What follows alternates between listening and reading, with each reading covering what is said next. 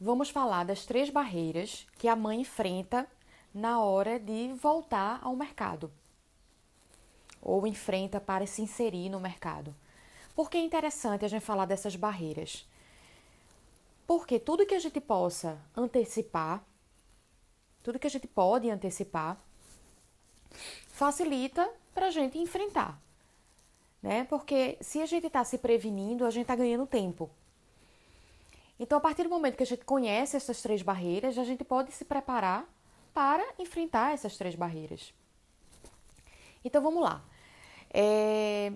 A ideia aqui é falar da barreira e ver como é que a gente pode se prevenir.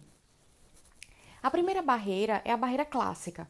É a mais comum de ser vista, falada, que é a barreira do próprio mercado de trabalho.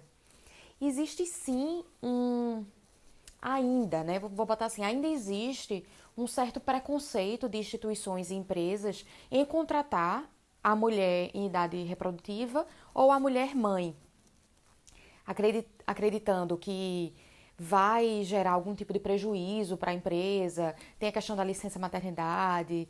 Então, existe ainda esse preconceito. Eu chamo de preconceito porque eu acredito muito que a mãe, enfim, a maternidade ou o papel de mãe faz com que a gente desenvolva habilidades que seriam ótimas para a instituição ou a empresa. Mas, enfim, existe esse tipo de preconceito. E isso não está sendo dito de forma aleatória. Teve uma pesquisa no ano passado, 2018, ou seja, recente, que mostra que 28% das mães, né, as que se tornaram mãe, elas não conseguiram, elas deixaram o trabalho. E aí, se deixar o trabalho envolve uma decisão da mãe e também a questão da demissão. Então, é relevante. E essa pesquisa também traz o seguinte dado: ela diz que quando a mulher sai do mercado de trabalho, 20% delas demoram 3 anos para conseguir retornar. É um tempo relevante, né? Então, como a gente pode se prevenir diante dessa situação? Mas antes de falar da prevenção, é importante também entender o seguinte: não é regra, certo? E existe uma outra vertente, que é o outro lado da moeda, que também existem muitas instituições e empresas que vão valorizar também a mulher em idade reprodutiva e também a mãe. Na verdade, existe uma grande frente que defende os profissionais que geram resultado. Então, não vai fazer muita diferença se é mulher, se é homem. Na verdade, eles estão buscando resultado, produtividade. E aí, o fato de ser mãe não interfere.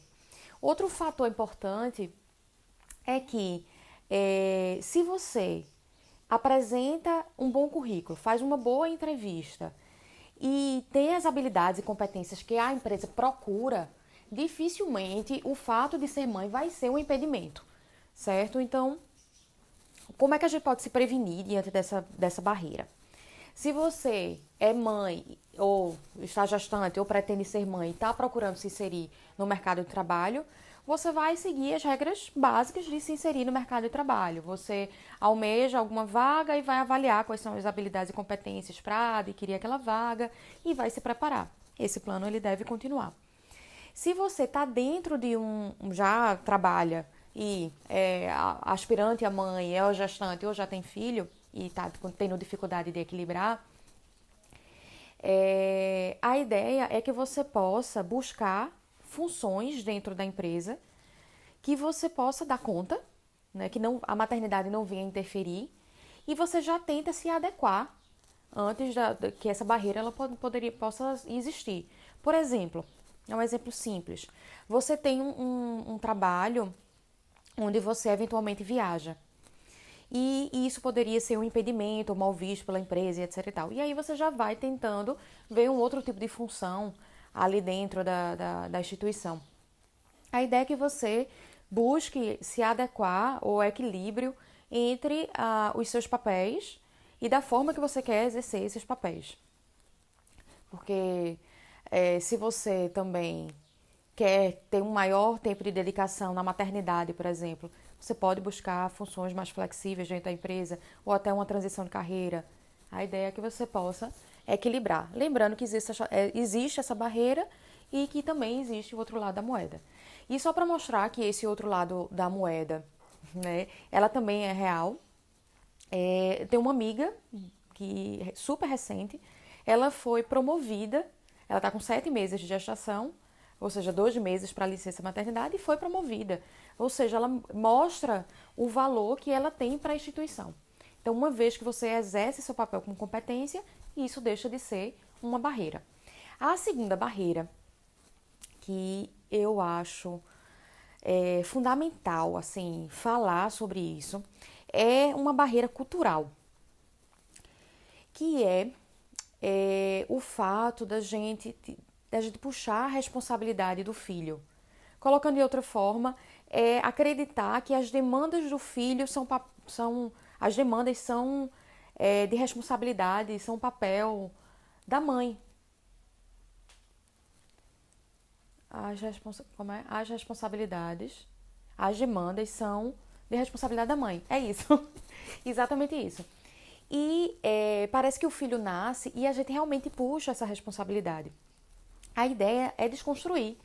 Lembrar que o pai, aqui a gente está falando do desequilíbrio entre mãe e pai, o pai, ele tem que ser igual dentro dessa relação. Tirando o parto e a amamentação, que é uma coisa muito particular da mãe, o pai, ele tem que estar inserido em tudo. Aí eu tenho uns dados aqui, deixa eu abrir. Ah, tá aberto já.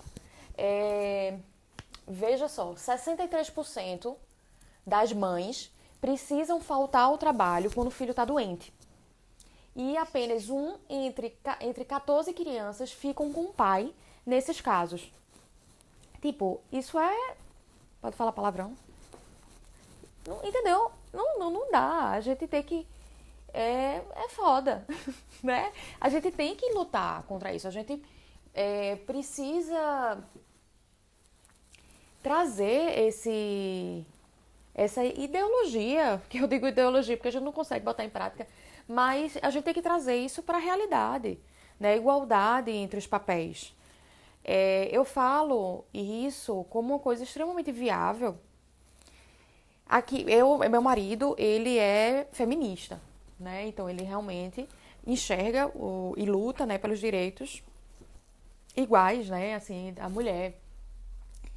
E ele exerce todos os papéis, exceto o parto e a amamentação, como eu falei, de igual para igual. E ele não faz isso de forma a querer um reconhecimento ou aquele papo de porque meu marido ajuda. Não existe isso. Ele sabe que nosso filho é um projeto e é um projeto que demanda e foi iniciativa e interesse dos dois. Então ele participa de forma igualitária. Eu acho importante a gente firmar isso. Eu acho importante para quem já é mãe, para quem é aspirante a mãe, para quem está gestante, envolver e lutar pelo seu espaço, né? E sensibilizar, né, o companheiro a isso. Não quero dizer com isso ou ir contra as pessoas, as mães, né, mulheres que optam por ser mãe em tempo integral. Não é de contra de forma nenhuma. Não estou indo de contra de forma nenhuma. A ideia aqui é sempre buscar a sua felicidade e a felicidade quem define você. Então não existe essa questão do padrão da sociedade. Você que define a felicidade. Se sua felicidade é ser mãe em tempo integral, acho ótimo. Eu estou aqui mostrando o outro lado das pessoas que tentam, né, equilibrar todos esses papéis. E uma das formas e uma das barreiras a se pensar essa, é a barreira cultural. E a forma de prevenir é justamente isso, é sensibilizar, se preparar para não puxar essa responsabilidade, porque por ser cultural, por mais que a gente tenha uma cabeça aberta e etc e tal, existe uma tendência da gente puxar a responsabilidade. Um movimento assim, como se fosse natural, certo? E a terceira barreira é a barreira, é uma barreira, como é que eu posso dizer, interna, é uma barreira nossa, onde a gente cria pela demanda, principalmente no início, quando a gente está com um filho e o filho demanda muito da nossa atenção, a gente cria uma certa barreira de que a gente não consegue lidar com tudo, que a gente não consegue dar conta.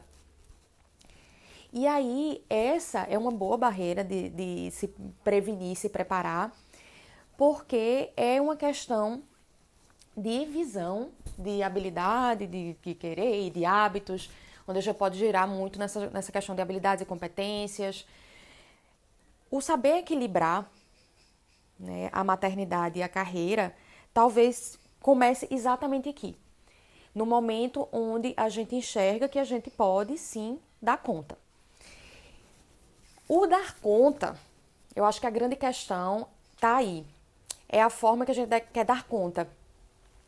Existe um padrão que está sendo bem desconstruído, na verdade, em relação à perfeição. Às vezes a gente associa o dar conta em ser perfeito em cada atividade que a gente exerce, em conseguir bons resultados em cada um, inclusive na maternidade, no trabalho, fisicamente, enfim, ser equilibrada, enfim, ser equilibrada de modo geral, né? Porque às vezes a gente fica procurando ser simpática e magra e ter uma relação ótima com os familiares e amigos e ter vida social e a maternidade e ser uma boa mãe e trazer resultados no trabalho. É muita coisa, certo? O dar conta que eu me refiro é ao equilíbrio desses papéis, dessas funções, ou enfim, desse integral, do holístico, né, do ser humano.